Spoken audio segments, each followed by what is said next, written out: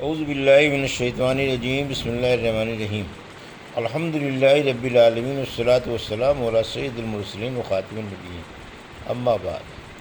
صحیح بخاری باب فضائل اصحاب النبی، حدیث نمبر 3928، اردو ترجمہ۔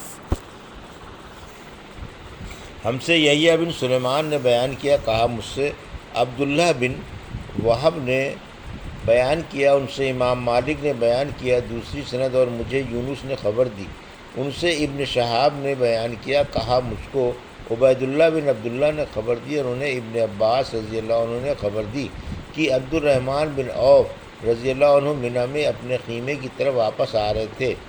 یہ عمر رضی اللہ عنہ کے آخری حج کا واقعہ ہے، تو ان کی مجھ سے ملاقات ہو گئی۔ انہوں نے کہا کہ عمر حاجیوں کو خطاب کرنے والے تھے، اس لیے میں نے عرض کیا کہ اے امیر المومنین، موسم حج میں معمولی سوجھ بوجھ رکھنے والے سب طرح کے لوگ جمع ہوتے ہیں اور شورغل بہت ہوتا ہے، اس لیے میرا خیال ہے کہ آپ اپنا ارادہ موقوف کر دیں اور مدینے پہنچ کر خطاب فرمائیں، کیونکہ وہ ہجرت اور سنت کا گھر ہے اور وہاں سمجھدار، معزز اور صاحب عقل لوگ رہتے ہیں۔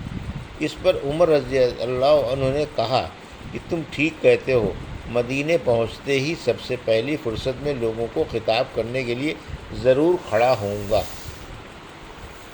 حدیث نمبر 3929، اردو ترجمہ۔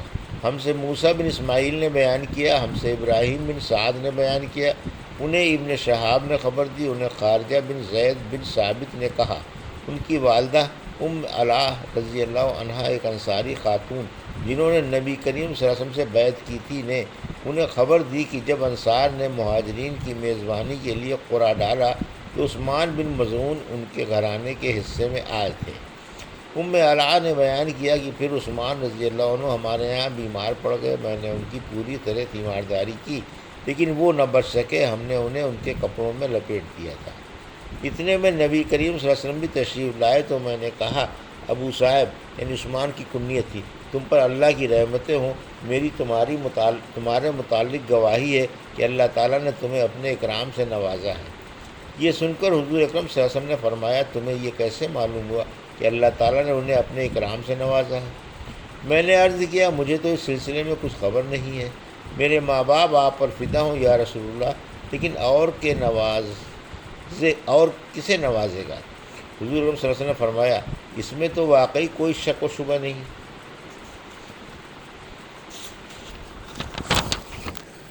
کہ ایک یقینی امر، موت ان کو آ چکی ہے۔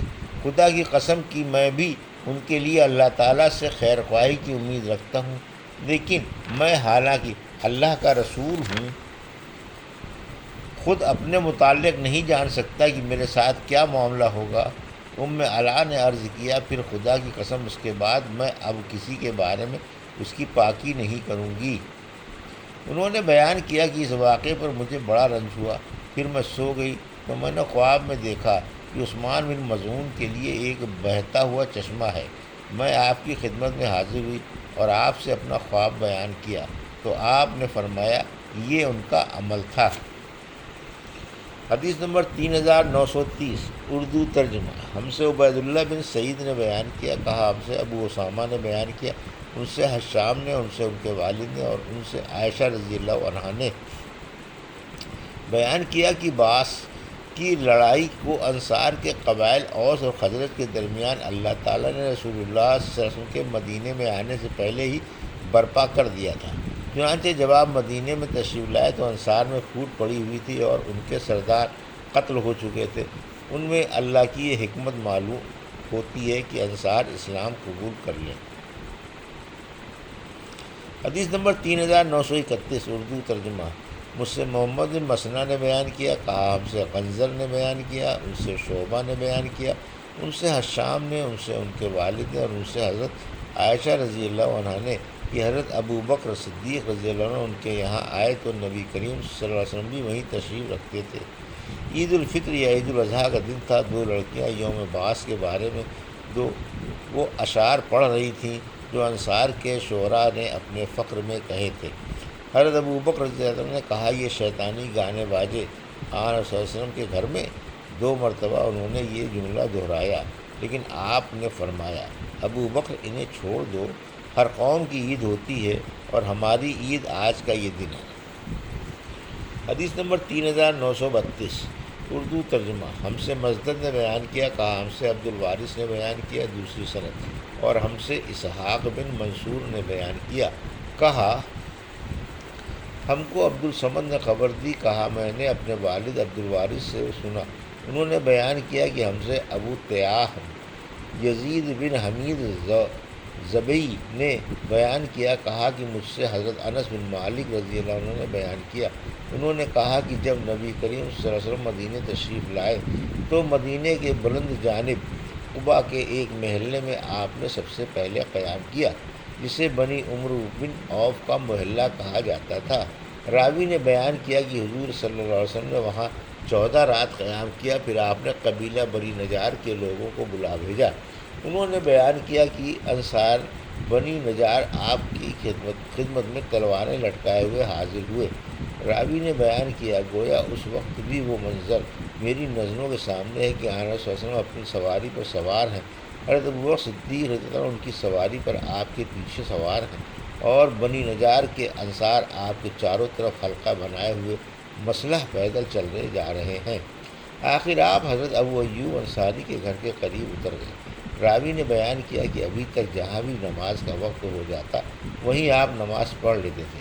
بکریوں کے ریوڑ جہاں رات کو باندھے جاتے ہیں وہاں بھی نماز پڑھ لی جاتی تھی۔ بیان کیا کہ پھر حضور صلی اللہ علیہ وسلم نے مسجد کی تعمیر کا حکم فرمایا، آپ نے اس کے لیے قبیلے بنی نجار کے لوگوں کو بلا بھیجا، وہ حاضر ہوئے تو آپ صلی اللہ علیہ وسلم نے فرمایا اے بنی نجار اپنے اس باغ کی قیمت طے کر لو۔ انہوں نے عرض کیا نہیں، اللہ کی قسم ہم اس کی قیمت اللہ کے سوا اور کسی سے نہیں لے سکتے۔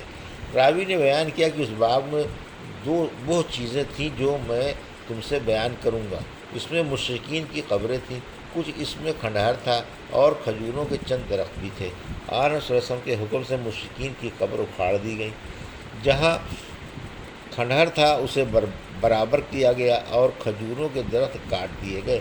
راوی نے بیان کیا کہ کھجور کے تنے مسجد کی قبلے کی طرف ایک قطار میں بطور دیوار رکھ دیے گئے اور دروازے میں چوکھٹ کی جگہ پتھر رکھ دیے گئے۔ حضرت انس رضی اللہ عنہ نے بیان کیا کہ صحابہ جب پتھر ڈھو رہے تھے تو شعر پڑھتے جاتے تھے کہ آن صلی اللہ علیہ وسلم بھی ان کے ساتھ خود پتھر ڈھوتے اور شعر پڑھتے۔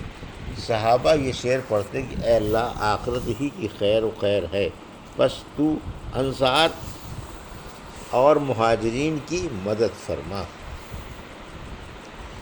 حدیث نمبر 3933 اردو ترجمہ۔ حج کی ادائیگی کے بعد مہاجر کا مکے میں قیام کرنا کیسا ہے؟ مجھ سے ابراہیم بن حمزہ نے بیان کیا، کہا ہم سے حاتم بن اسماعیل نے بیان کیا، ان سے عبد الرحمن بن حمید زہری نے بیان کیا، انہوں نے خلیفہ عمر بن عبدالعزیز سے سنا، وہ نمر قندی کے بھانجے صائب بن یزید سے دریافت کر رہے تھے کہ تم نے مکے میں مہاجر کے ٹھہرنے کے مسئلے میں کیا سنا ہے؟ انہوں نے بیان کیا کہ میں نے حضرت علا بن حضری رضی اللہ عنہ سے سنا، وہ بیان کرتے تھے کہ رسول اللہ صلی اللہ علیہ وسلم نے فرمایا مہاجر کو حج میں طواف و وداع کے بعد 3 دن ٹھہرنے کی اجازت ہے۔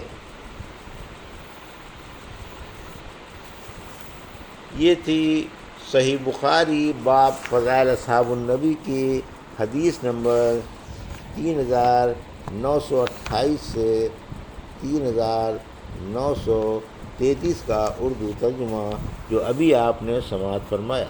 اللہ سے دعا ہے کہ اللہ ہمیں حدیثوں کی صحیح سمجھ عطا فرما اور ان پر عمل کرنے کی توفیق عطا فرما، آمین یا رب العالمین۔